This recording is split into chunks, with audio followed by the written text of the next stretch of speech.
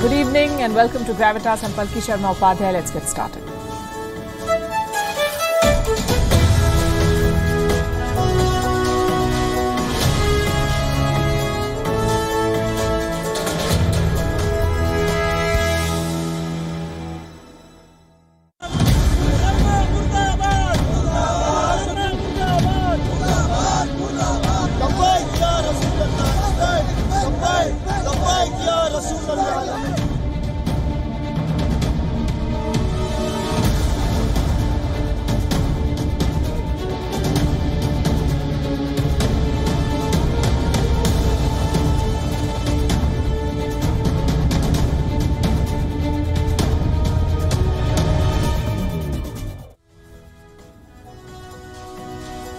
It's been a busy weekend for Indian diplomats. A TV debate turned into a social media storm and then an international story.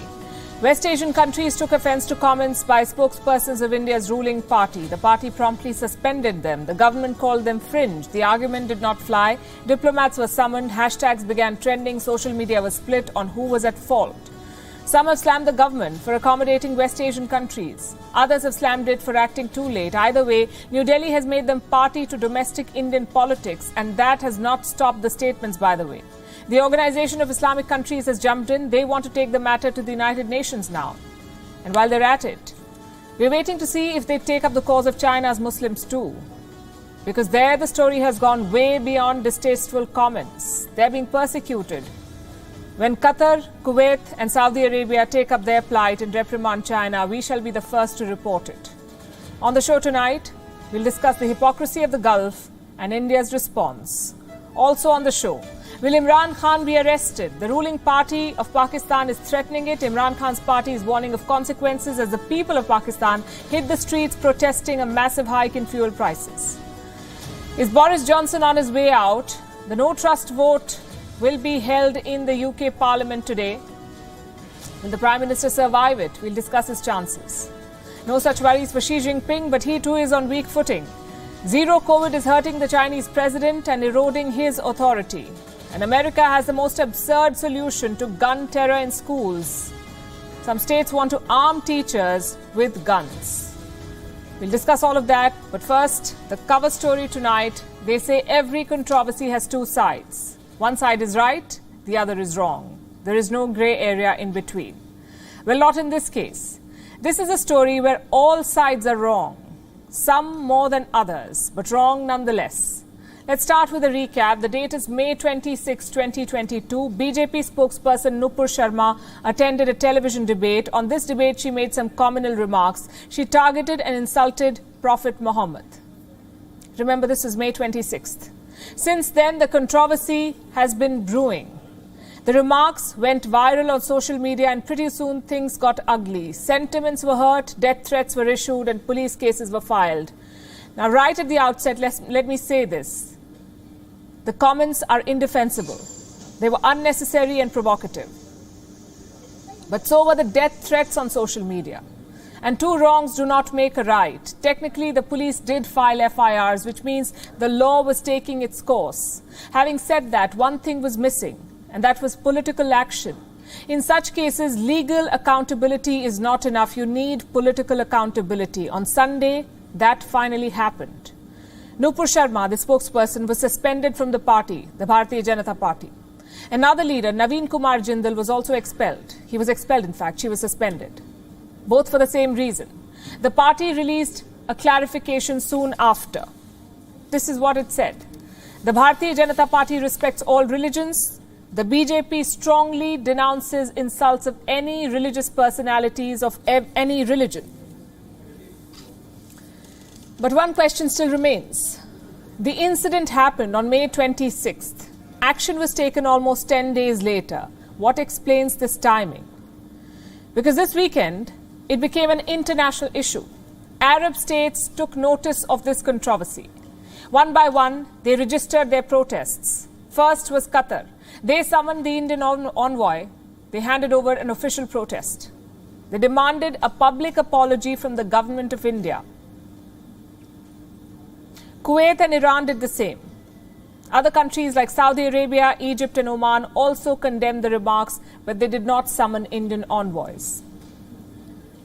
In Kuwait, things went further. Look at these pictures. These are Indian goods being removed from supermarkets. Spices, food grains, all sorts of Indian commodities were taken off the shelves. Now, this is an unofficial boycott. It was not announced by the Kuwait government. It should be a warning sign, though. Gulf states have a history of embargoes and boycotts. If that happens, India has a lot to lose. India's trade with Gulf is $87 billion. Around 8.5 million Indians work in West Asia. But we are not concerned about the economics because that is a two-way relationship. If India needs the Gulf also needs India.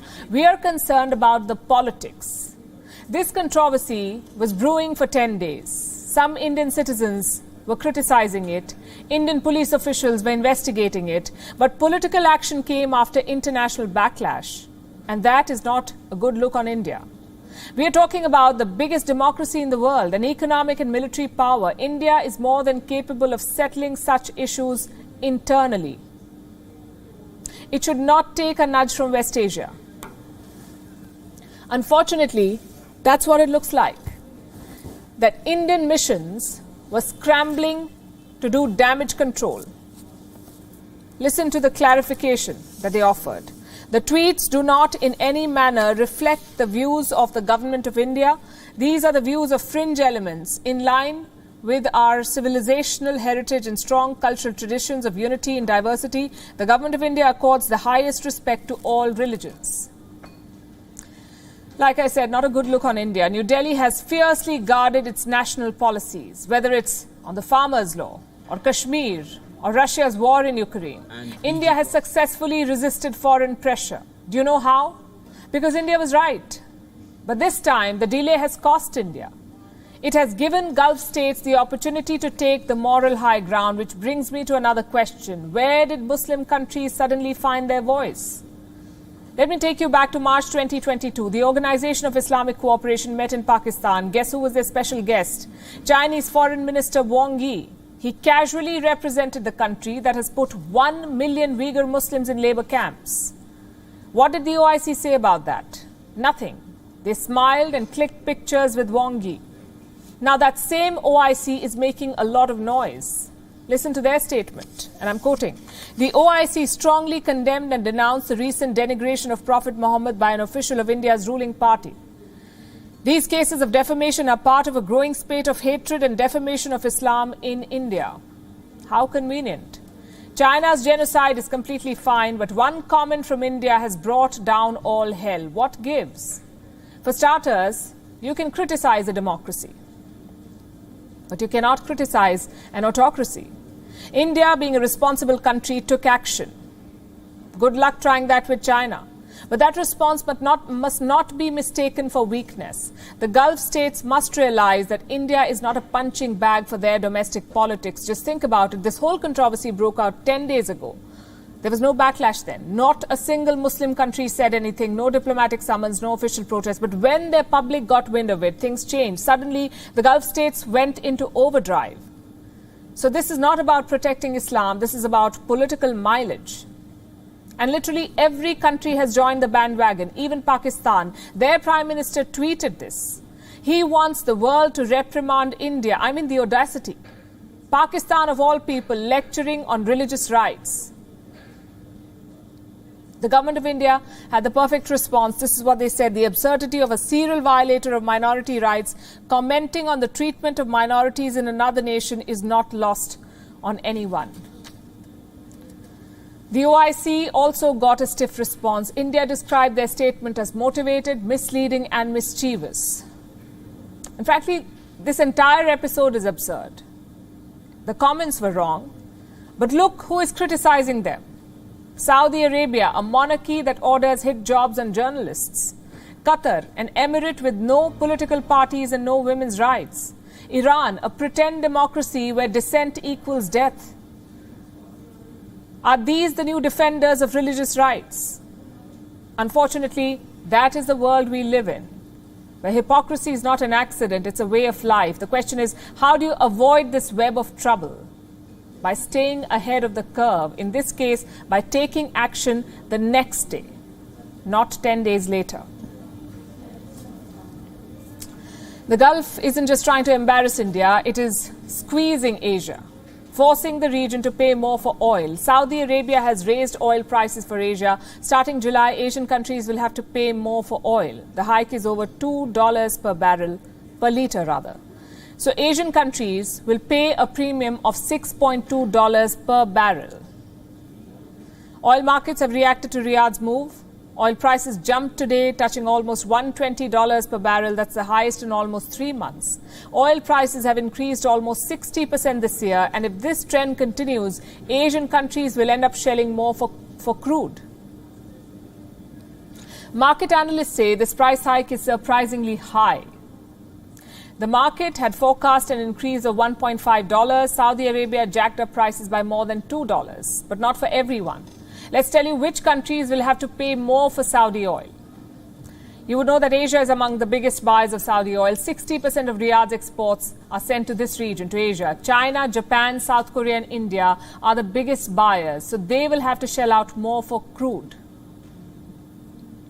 What about countries like the United States? Well, no such dynamic pricing for them, no changes in crude prices for the US. In fact, the Saudis have not hiked prices for American exports for more than 2 months now. Why the special treatment for Asia? Why are Asians being forced to pay more? There's a simple explanation for this. Asia is hungry for more crude. Lockdowns are being lifted in countries like China. As economic activity resumes, the Chinese will need more oil.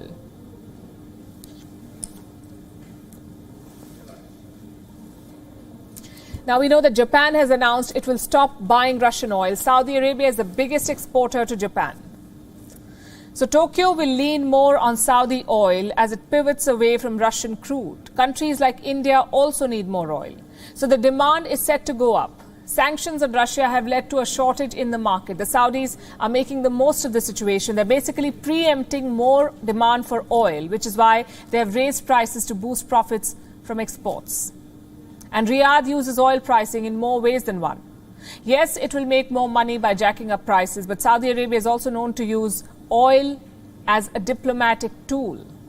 Riyadh is not a fan of sanctions against Russia. Last month, the Saudi energy minister came out in Moscow's support. Prince Abdulaziz bin Salman said this: "The world should appreciate the value of OPEC+." These are his words. What is OPEC+? The biggest grouping of oil producers in the world. 24 countries are part of it, and this list includes Russia. Saudi Arabia is the de facto leader of OPEC+. Since 2016, both countries have worked together on oil pricing, how much supply should be released in the market, how much should be held back. They've coordinated on all of this. And just by dictating supply, Saudi Arabia and Russia have determined how oil prices behave. This has been a mutually beneficial relationship, but Russian sanctions could break up this partnership. There is pressure to suspend Russia from OPEC+. Reports say some members of the alliance have also explored this idea. Riyadh is not one of them. So it is reminding the world why it needs Russia. You see, there's a very basic problem with buying oil. You cannot find substitutes overnight. There are different varieties of oil available in the market. Some need to be less refined than others. So countries buy oil depending on the kind of facilities they have to process that oil. For instance, if a country can process raw crude oil, it will buy that. If a country has limited processing capabilities, it will buy light crude oil. In other words, you have to find the right type of oil for your country. If you want to stop buying Russian oil, you can't just replace it with something else. You will need the same variant that you were buying before, or you'll have to create facilities for the new variant. Now, Saudi Arabia is one of the few countries that can supply a viable alternative to Russian oil. They can fill the gap that the disruption from Russia has created. And that's what it's trying to tell the world. You can't just replace Russia overnight. You can't just remove Russia as an oil supplier. Western sanctions are forcing the world to make difficult choices. The United States is leading this mission against Russia, but it faces no economic consequences. It is not paying more for oil. It is Asia that's paying the price for this forced pivot.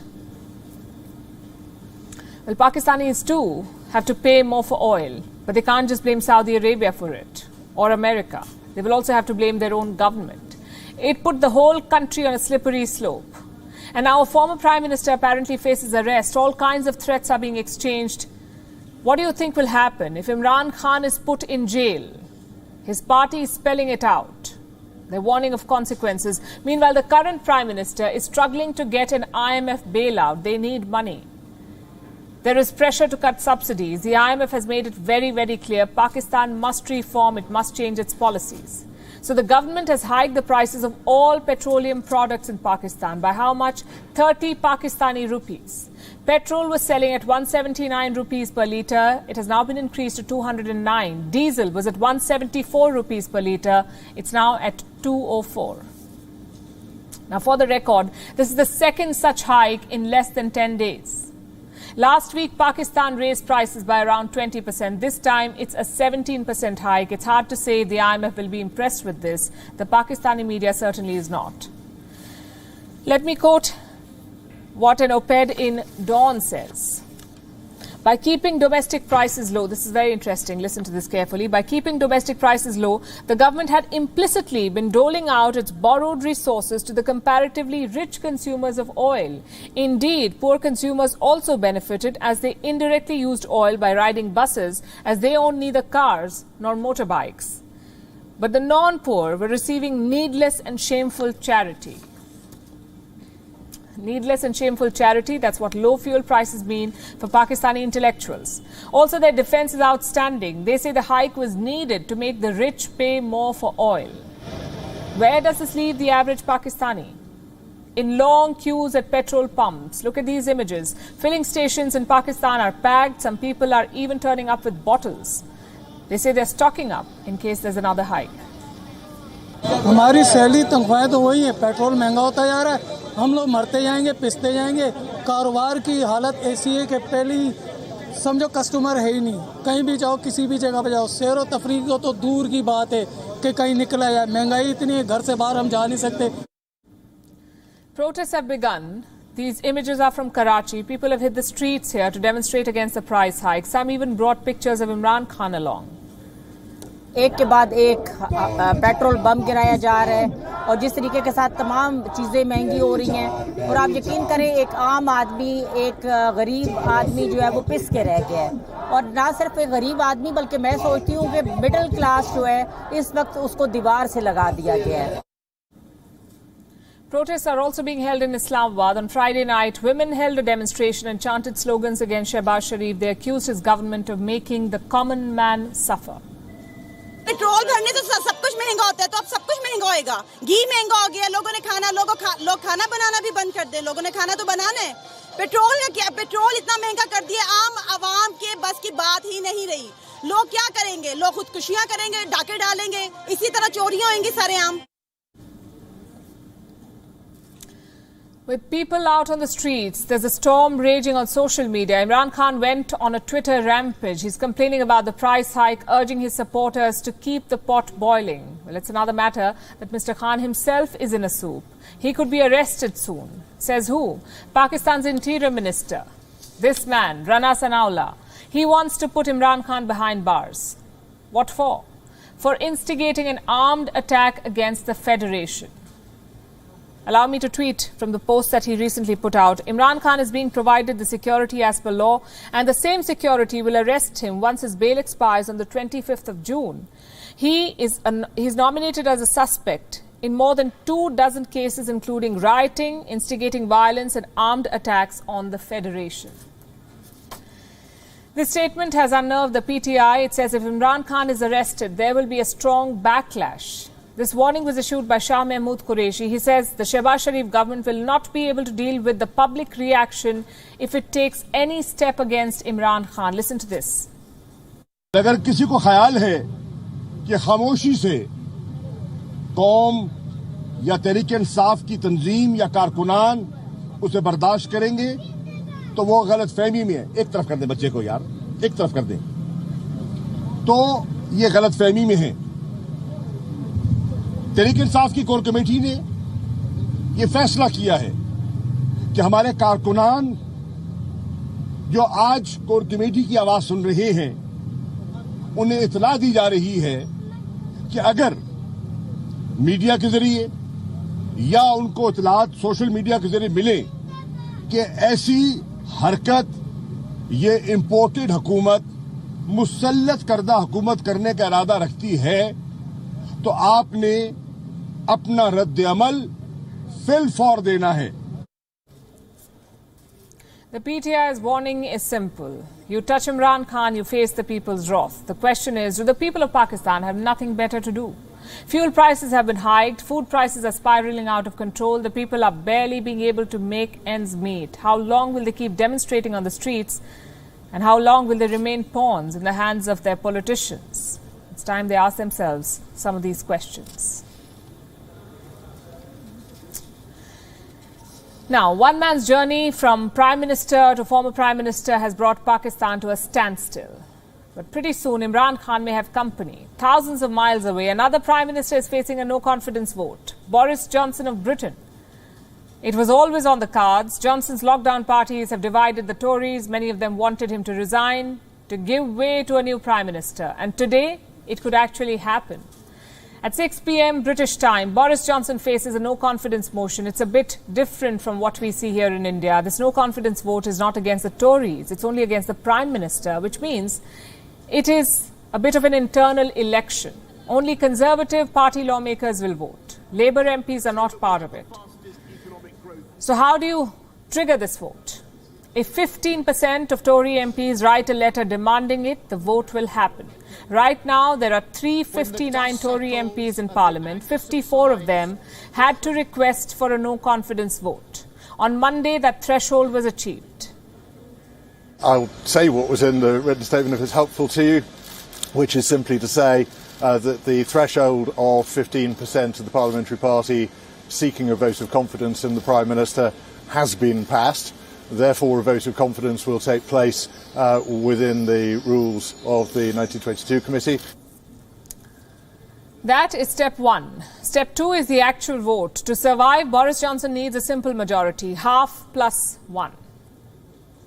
If you do the math, that's 180 votes. If 180 MPs vote for Boris Johnson, he will be safe. Not just for today, but for an entire year. If Johnson wins today, he cannot be challenged for the next 12 months. That's what the Tory rule book says. But what if he does not get the votes? Then Boris Johnson will have to resign. The Tories will hold an internal leadership election. Whoever wins that election will become the next Prime Minister. Some names are already doing the rounds. Finance Minister Rishi Sunak, Foreign Minister Liz Truss, even Johnson's old challenger Jeremy Hunt. Johnson had defeated Hunt to claim the Tory leadership in 2019. Now Hunt wants payback. He's urging all Conservative MPs to oust Boris Johnson. The question is, will he succeed?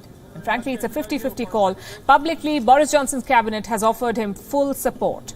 Rishi Sunak, Liz Truss, Sajid Javid, all of them have tweeted in support of Prime Minister Johnson. But here's the problem. The no-confidence vote is a secret ballot, which means anything goes. Johnson's cabinet is filled with potential successors. So will they support him or put their own career first? In Britain, it's usually a no-brainer, especially among the Tories. They're notorious for abandoning their leaders. That's one reason why Boris Johnson will be wary. Another reason is this one, the lack of public support. This weekend, Boris Johnson arrived at St. Paul's Cathedral for the Queen's Platinum Jubilee. Take a look at the reception that he got.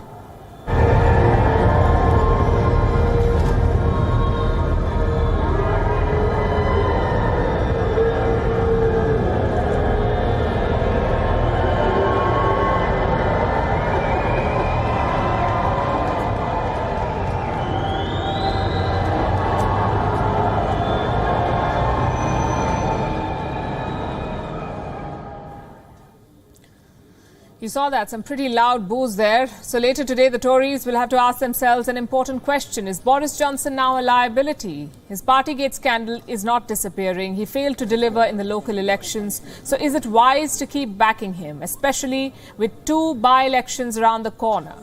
They're scheduled for the 23rd of this month. And the Tories are expected to lose both. One to the Labour Party, the other to the Liberal Democrats. But that's not the only question. They must also think of alternatives after Boris Johnson. Who? Rishi Sunak's approval ratings are equally bad, if not worse. Liz Truss has become synonymous with gaffes. So Boris Johnson could be their best bet for the moment. And the Prime Minister is eager to prove that. He had a busy week planned. Johnson was going to announce a new housing and health policy. He was also planning to come up with a major overhaul of the NHS. Both populist ideas, but now he may not have the opportunity. The no confidence vote will begin by around 6 p.m. British time. That's 10:30 p.m. IST. The whole process could take around 2 hours. The result will be announced immediately. Whatever happens, the Tories are bracing for a tough period because this crisis goes beyond just the lockdown parties. It is a result of pandemic mismanagement. Boris Johnson first downplayed the virus. He compared it to the flu. He then contemplated letting the virus spread. And when he started believing the science, it was too late. We called it right from the start. The pandemic would claim many political careers. But tonight we will know if Boris Johnson joins that list. If Queen Elizabeth will get her 15th Prime Minister on her Platinum Jubilee. We'll be watching this one. For the moment, we talk about China, where another leader is on weak footing, Xi Jinping. He's supposed to be re-elected later this year in November. A third term for Xi Jinping seemed certain until last year. But now there are doubts. The reason is zero COVID. Xi Jinping's obsession with zero COVID is weakening his position as president. Our next report tells you how. 2022 was supposed to be a defining year for Xi Jinping. This year, he is expected to be re-elected for a record third term. But 2022 is not going the way Xi Jinping had planned. Zero COVID could derail the Chinese president's big party. What is zero COVID? China's policy to completely crush the Wuhan virus, it has backfired. The latest round of lockdowns have left a deep impact on the Chinese economy. In April, exports from China grew by less than 4%. That's the lowest in 2 years. Unemployment in urban centers has touched 6.1%, the highest since the pandemic began. The latest COVID wave hit almost 40% of China's GDP. That's more than $7 trillion. Now the lockdowns are over. But economic activity in China still remains muted. People are worried for the future. They fear another round of lockdowns could ruin their livelihoods. There is pressure on Xi Jinping to withdraw zero COVID. WHO chief Dr. Tedros had applauded the policy 2 years ago. But he now believes zero COVID is unsustainable. Even Chinese experts agree with that assessment, but the Chinese president disagrees. Xi Jinping has refused to change course. Last month, he warned top Chinese officials President Xi Jinping sought a crackdown against those who dare to question zero COVID. Experts say he's following in the footsteps of the autocratic Ming dynasty. It was founded by the Han Chinese in 1368. They ruled over China for about 3 centuries. At that time, a major bubonic plague outbreak had hit China. It is believed over 200,000 people died in the Great Plague. The Ming Emperor responded with a zero plague policy. Just like in the present day, the movement of people was severely restricted. The success of zero plague strengthened the Ming Emperor. Xi Jinping is trying to replicate that same success, but his obsession with zero COVID is creating social unrest. The people of China are frustrated with repeated lockdowns. Thousands of them protested the curbs in Shanghai. There were protests in Beijing too. 2 weeks ago, hundreds of university students gathered on campus. They were worried about pandemic restrictions. Some of them took to social media. They wanted to know when and how their final examinations would take place and if they will be allowed to leave campus and return home. Xi Jinping wants these voices of dissent to be crushed. These protests pose a big threat to the Chinese president. They could derail the 20th National Congress in November, where Xi Jinping is expected to seek his third term. At the beginning of the pandemic, zero COVID was Xi Jinping's most powerful weapon. Now, it has become his biggest liability.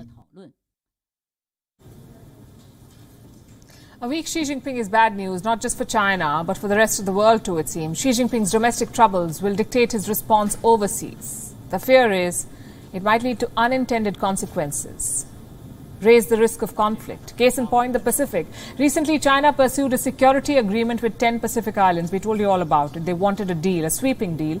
The deal fell through. China failed. Small Pacific nations rejected China's proposals. Beijing was humiliated. Instead of backing out, they're doubling down now. Recently, there was a dangerous face-off between the militaries of China and Australia. Australia had sent a surveillance aircraft to the South China Sea, which, by the way, is a routine affair. They do it all the time. But this time, it was different. China dispatched one of its fighter jets, and this aircraft intercepted the Australian plane. It executed a dangerous maneuver. The Chinese plane released pieces of aluminium. They got sucked into the engine of the Australian plane.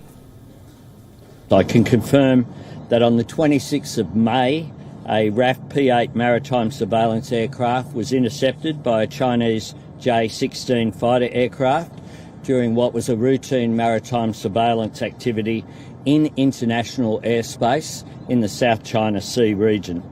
The intercept resulted in a dangerous manoeuvre which did pose a safety threat to the P-8 aircraft and its crew. The Australian government has raised our concerns about the incident with the Chinese government. The incident happened last month, but the details were made public only yesterday. Australia is calling this a dangerous act of aggression, and they're right. Anything could have happened here. The lives of the Australian crew were put at risk. Thankfully, no one was hurt. But how does Beijing justify actions like these? As always, they're blaming the other side. 中方绝不允许任何国家 China will never allow any country to violate its sovereignty and security under the banner of freedom of navigation and endanger peace and stability in the South China Sea. We urge Australia to respect China's national security, interests and major concerns, and to be cautious with its words and deeds so as to avoid a miscalculation that could cause serious consequences. 中国的国家安全利益和重大关切。 Beijing said nothing about its own acts of aggression, and no surprises there. China never admits its own mistakes. The world should worry about what they will do next, because they've not taken their eye off the Pacific. They might have lost the security deal, but they're trying to establish a footprint in the Pacific. Chinese Foreign Minister Wang Yi was in the Pacific last month. He visited 7 Pacific countries. He engaged virtually with leaders of 2 more island nations. The Chinese Foreign Minister made a statement with this tour that he wants to remain engaged, keep an eye on future opportunities to strike deals. And Wang Yi did not get the deal he wanted. But experts believe the setback has only, quote-unquote, strengthened China's resolve. So they are going to try again. Recruiting more friends is just one part of that strategy. The second part is active military presence. The Chinese military is challenging regional powers, especially Australia. The tensions between China and Australia are growing. The jet encounter was just the latest in a series of flashpoints. The first one happened back in the month of February. A Chinese naval vessel was sailing near northern Australia. It used a military-grade laser on an Australian surveillance plane. Australia said this was an unprovoked act of intimidation. The Chinese military provoked Australia during elections too. On the day of voting, the PLA dispatched a vessel. It came within 50 nautical miles of a naval communications center. Australia said China was trying to gather intelligence. China sent a reconnaissance vessel. It is equipped with highly sensitive equipment. Do you know what it can do? It can pick up electronic signals of warships. Canberra feared Beijing was trying to collect information about American ships, those warships that are active in the region. So the military threat from China is growing by the day. What is their end game? What are they trying to do here? They're chasing military supremacy in every possible theater of conflict. Considering the unpredictable leadership in Beijing, these developments must be seen for what they are, a serious challenge to world peace. Now, there are some things in life you cannot escape, like advertisements. While watching TV, we've all been there. Your suspense thriller is building up perfectly, and all of a sudden they cut to ads. We've all been there. It's annoying, but you cannot escape it. Over the years, we've seen many kinds of ads, some funny ones, some flashy ones, some thought-provoking ones, and also some disgusting ones. Tonight, we want to talk about the last type, the disgusting ones. 2 such ads were made by a company called Layer Shot. They're a perfume brand based in India. Take a look at their marketing marvel. हम 4 और ये सिर्फ 1, तो shot कौन लेगा?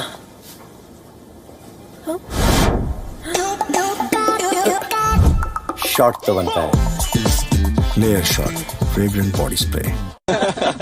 Bro, shot मारा लगता है। हाँ, मारा ना। अब हमारी बारी।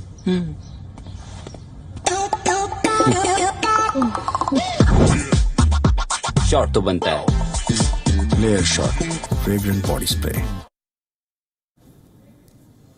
2 ads, same theme, rape jokes. Let me break it down for you. In both ads, the boys are talking about taking a shot, clearly a reference to rape. The girl reacts with shock and disbelief, but then comes the big reveal. The shot they're talking about was this perfume. Was this supposed to be funny? Because nobody is laughing. This ad is making a mockery of sexual assault or what women go through in such situations. The fear is very much real. But this ad turns it into a farce, a punchline for a bad joke. On social media, the verdict was clear. This advertisement should not be allowed to air, so the government stepped in. The Information and Broadcasting Ministry pulled the ad from television. It also directed YouTube and Twitter to remove all traces. But here's our question. Who on earth thought this was a good idea? I'm sure ad creation does not happen overnight. There are meetings, there are multiple presentations, quality checks, a lot of procedures before an advertisement goes on air. How did these disgusting videos meet those standards? I can only think of one reason. The standards themselves are low. The clarification from the company confirms that. Listen to what they said. Only after due and mandatory approvals have we aired the advertisements wherein we never intended to hurt anyone's sentiments or feelings or outrage any woman's modesty as wrongly perceived by some. That's one way to apologize. Apparently, the problem was not the advertisement. The problem was how millions of Indians perceived the ad. As far as clarifications go, not a good one. Those ads only triggered one perception, and that was promoting rape culture, plain and simple. Unfortunately, advertisers have made a habit of this. Sexism, rape culture, toxic masculinity, these have become common marketing themes, not just in India, but all over the world. Let me show you another example. This ad was released in 2017 by German car maker Audi. It was made exclusively for the Chinese market. 我愿意。等一下，等一下，你让一下。妈妈。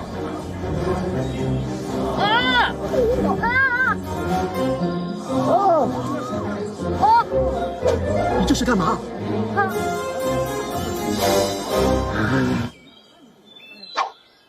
重要决定必须谨慎，奥迪二手车在线 4S 店官方认证才放心。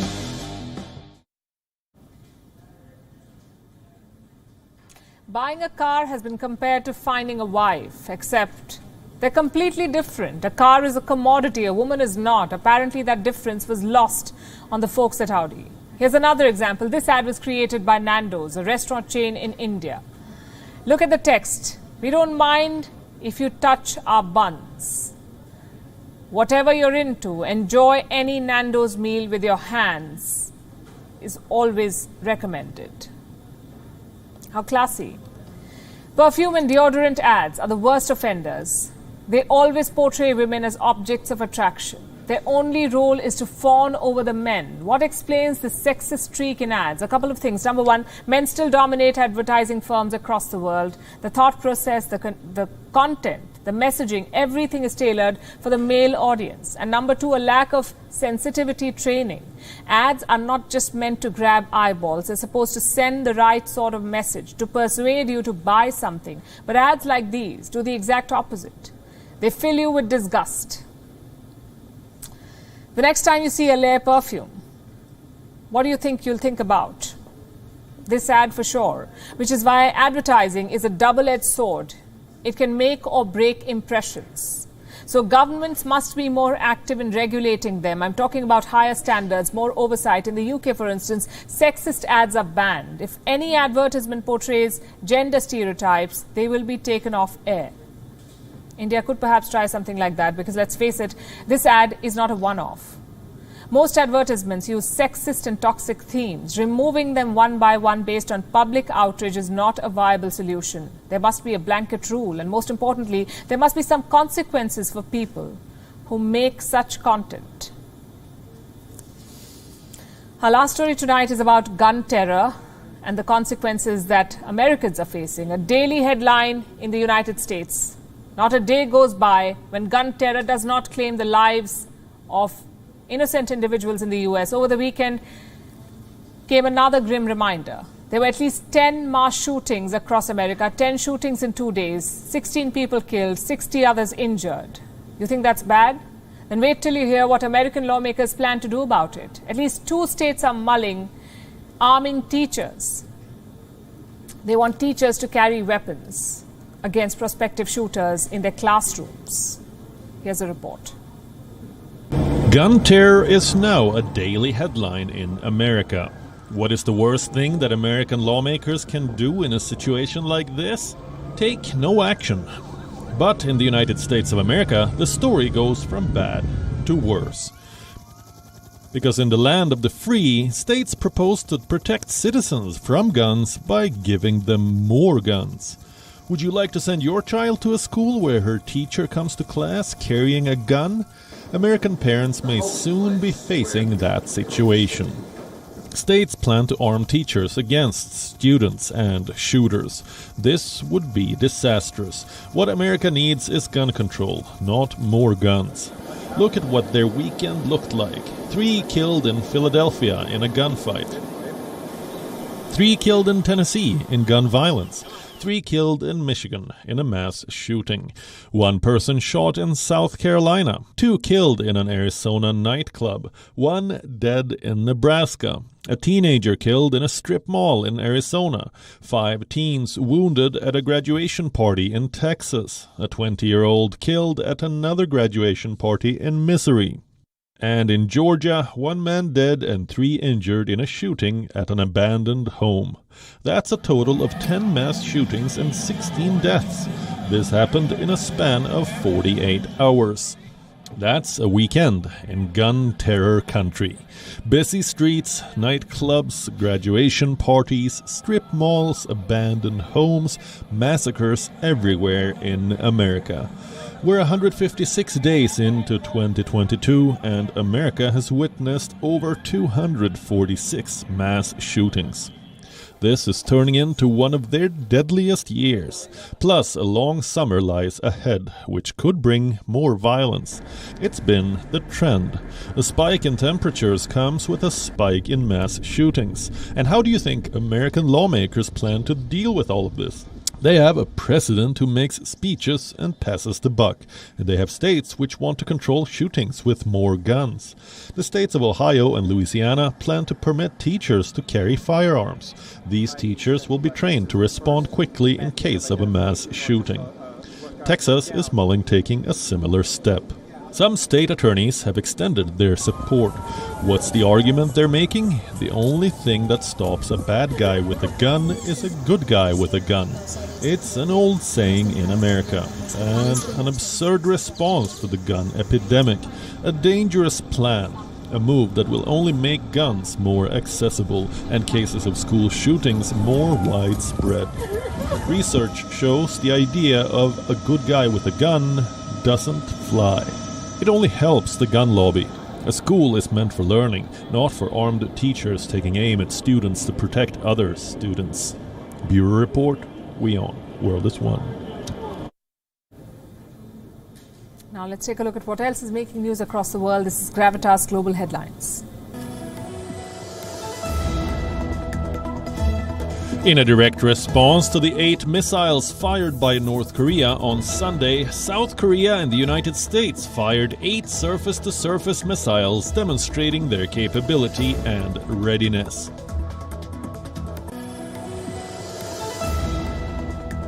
Kazakhs overwhelmingly voted for constitutional changes in a referendum that marks the end of founding leader Nursultan Nazarbayev's three-decade grip on Central Asia's richest country. Defying warnings from Moscow against supplying Kyiv with the advanced weapons, the UK says it will give Ukraine long-range missile systems. This comes after Putin warned that Moscow will strike new unspecified targets if the West supplies missiles to Ukraine. Italy summoned Russia's ambassador after Moscow alleges the Italian media are waging an anti-Russia propaganda campaign through their coverage of the Ukraine war. A federal court in Australia has ordered Google to pay former lawmaker John Barilaro $715,000 for its failure to take down a YouTuber's defamatory campaign of videos which drove Barilaro out of politics. At least 26 people were killed after a bus fell into a gorge in India's northern state of Uttarakhand. The bus was traveling from the district of Panna in the central state of Madhya Pradesh when the accident took place. Firefighters in Bangladesh battled for a third day to douse a massive fire at a container depot that killed 41 people and left over 200 injured. Intense thunderstorms and hailstorms across France have left at least one dead and around 14 people injured. The storms also destroyed vineyards and delayed several flights. The Golden State Warriors have leveled the NBA Finals with a 107-88 win over the Boston Celtics in Game 2. The Warriors took charge of the game by outscoring the Celtics 35-14 in the third quarter. Stephen Curry starred for the hosts with a game-high 29 points. American golfer Billy Horschel claimed his 7th PGA Tour title with victory at the Memorial Open in Ohio. Horschel held off a late fight back from playing partner Aaron Wise to complete a 5-shot triumph. With that, it's a wrap. We're leaving you with Gravitas Images. Thanks for watching.